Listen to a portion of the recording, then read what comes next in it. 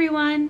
So next Sunday we will be back to our regularly scheduled YouTube stuff. But for today I wanted to share more information about Teacher Productivity Master Academy because the thing is it's only open for a few days where you can enroll. Once you're enrolled you have access to the course forever, and I'll get to that. But what happens is that I have people that follow me on YouTube but not on Instagram. They don't get emails from me. They don't follow me anywhere else. So they're only hearing this message like maybe once. And if they miss out on enrolling now, then they can't enroll again until it's open, which I don't want to do that thing. Like when people open up courses and stuff, they do this like weird dance where they're like, I don't know when it's going to open again. Like it'll open again around New Year's. I don't have a like set date or anything, but like that's when we will open it again. I kind of want to keep it on like a 6-month cycle of opening around New Year's and then opening again in July. So that's the plan going forward. I don't want to make it into like this big mystical thing because it's not that serious. So we have enrollment open through Sunday night. So Sunday 11:59 p.m. my time, which is Eastern. It's going to close down and you won't be able to get into it again until about January. So that's why I want to make sure I go over everything now, just so you have whatever information that you need. And as always, if I miss something or you have a question that I didn't address here, ask me in the comments and I will be sure to get back to you. Unless of course you ask me in the comments and it's like 11:50 Sunday night, I'm gonna miss your question. I'm sorry, because I will be sleeping. But I just wanted to talk about the details and everything. So I shared in my previous video that it was open, that this is the strategies that I've used that for me, they saved me from teacher burnout. Now, the reality is I know not everyone's going through teacher burnout, and I hope that never happens to you at all, but I know that a lot of teachers feel like they spend a lot of time at the school, they're staying after late, then they come home and they're still working. I know that was not an experience that only I went through. It's pretty common in teachers, and it doesn't have to be like that, and I don't want to see other people go through that and miss out on things like their family. Kids grow up so darn fast. It's insane. Like, you don't want to miss stuff. So that's why I put this course together for teachers that want to really make the most of their time while they're at school, so that when they are not in school, they don't have to continue being a teacher. They can kind of just go back to being a human. If you notice I'm getting out of breath, it's because I am 7.5 months pregnant at this point. So I'm getting like worked up because I just like love talking about this topic, but I'm like, oh my God, I can't breathe. Okay, so going into some of the details, and again, pregnancy brain, so I have stuff in front of me to reference because I just don't want to miss anything. So we came off of a very, very unusual year, and really it was a very unusual year and a half. And we are going into another year that's not starting out what we'd call normal. It may be a little bit better, but the fact of the matter is that we and our students have collectively been through a pretty traumatic several months, and we're gonna go into the school year carrying that weight with us. So it's not like we're gonna start back to school, everything's gonna be fine again. It's gonna be strange. We're going to have to get students used to being in school again. And I don't know what your situation is. I don't even know what my situation is. My school hasn't told us anything yet. And quite frankly, I'm fine with that. I don't want to know. I don't want to think about that too much. But I do know that if I'm going to have students in front of me, I'm going to have to teach them how to school all over again. So when it comes to preparing for back to school this year especially, I feel like it's imperative to have your systems in place and ready to go, and to have them down pat so that you can teach those to your students and your students know what to expect, and they can feel a little bit safer, more comfortable in your classroom, and they won't feel like things are just unpredictable.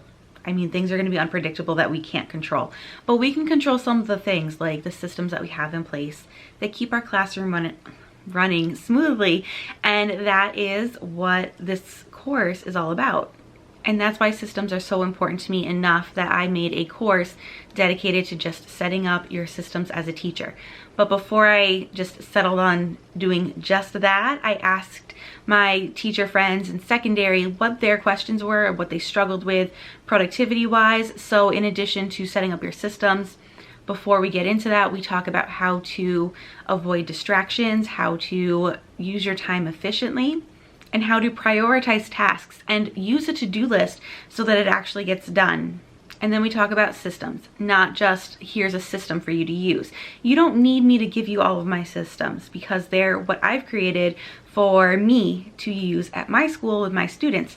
That's not going to help teachers everywhere. So instead of just saying, here's my systems, I went through all the steps on how you can create your own system and how to fix it when it falls apart, because systems, they don't stay perfect forever. We set them up and they're great and amazing and wonderful, but you give it a couple of years and your students have changed, things have changed in your life, you could change grades, whatever it is, you're gonna have to go back and update your systems.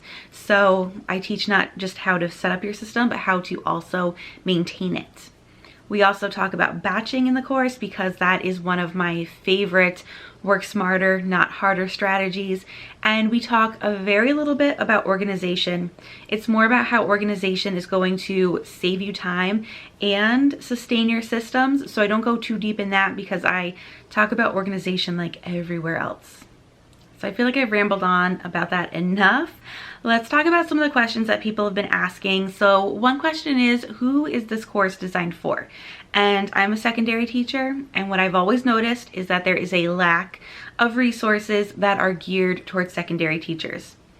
It seems like everything's always for elementary, or you'll get things that are like, this is for teachers, and you look into it and you're like, it's for elementary teachers. It doesn't really or always apply to secondary teachers without a lot of adaptation. So I wanted to make sure that this course was really for secondary teachers.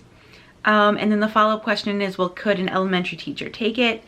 I would never turn someone away because I feel like it could still benefit an elementary teacher, but I would want them to know coming into it that if they're an elementary teacher, some of the things that I talk about might not apply directly to them and they will have to adapt. So that's just how it is, mostly when I talk about like scheduling, because in secondary we have periods or sometimes blocks, and then elementary, I don't know what goes on. I know they have some kind of a schedule that they follow, it's just, I don't know. So as far as what's in the course, when you sign up, you get access immediately to all of the video lessons. There are 3 templates just to get you started quickly. There is a organizational tools guide, which I am looking forward to updating this fall, but there's one there now that you can get started with. When the course is complete, you get a professional development certificate that certifies that you've completed 1.25 hours of professional development. The thing is, there's no guarantee that your school district or your state will take it. In New York State, I know that they will not take it because you have to get like state approved to provide professional development. And that's just in one state. I have no idea what the requirements are for the other 49. And then if you're not even in the United States, who knows? So you will get something saying that you've completed this course and you've done some professional development, but I cannot make any promises about it being accepted by your school or district or your state. There are 2 bonuses. The first one is a pop-up Facebook group, and this just gives you the opportunity to be able to interact with other people in the course, to ask me any questions that you have, and just a little bit of extra accountability because I will have like regular posts of, hey, did you complete this yet? How's it going? And just checking in a way that whenever it's a group thing, there's just this extra energy and accountability there because I want to make sure that people actually complete the course. The second bonus is 2 new lessons called Systems to Streamline Grading. So for these, I actually shared my actual systems in a way that I have never shared before, and it's just because when it comes to grading, things are very different from school to school. So if you feel like you need ideas around how to grade efficiently, you can borrow some of mine. Another common question is, how long do you have access to the course for? And the course is for lifetime access. So that means that you pay this price one time and then you have access to the course whenever you want. So if you want a refresher before the new school year or just in the middle of the year, it's there for you when you need it. And then best of all, you're also getting any updates that I make to the course included in that. So if I add more templates, you get those. If I add more lessons, you get those, and you won't have to pay anything extra ever. So another question is, how long does it take to complete the course? Because the people that need this course are the people that are busy and don't have a lot of extra time.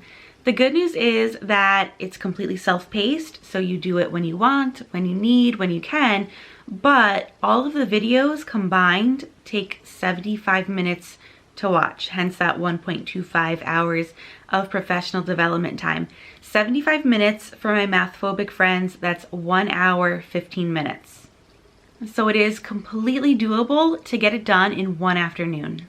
Although you do want to give yourself some time and space to implement the different practices, to maybe go back over things again, but initially just watching it through one time, 75 minutes. And I may be repeating myself here, but you get everything right away. So when you sign up, all of the lessons are there. You're not waiting like week by week to get more. Everything's there so you can go through the course at your own pace.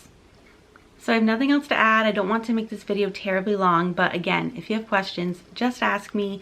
I'm happy to help. I'll have the link for the course in the description box, so that way you can look.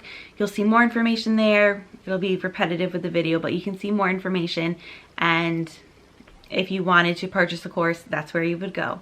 So as always, thanks for watching. I so appreciate your support and just all the kind feedback that I've had from not just the course, but the challenge. And I'm just so glad that you're here and that you're willing to learn from me and with me. And it's just been a blast doing the challenge and everything. So I appreciate you. I'm thankful for you. Have a fabulous week.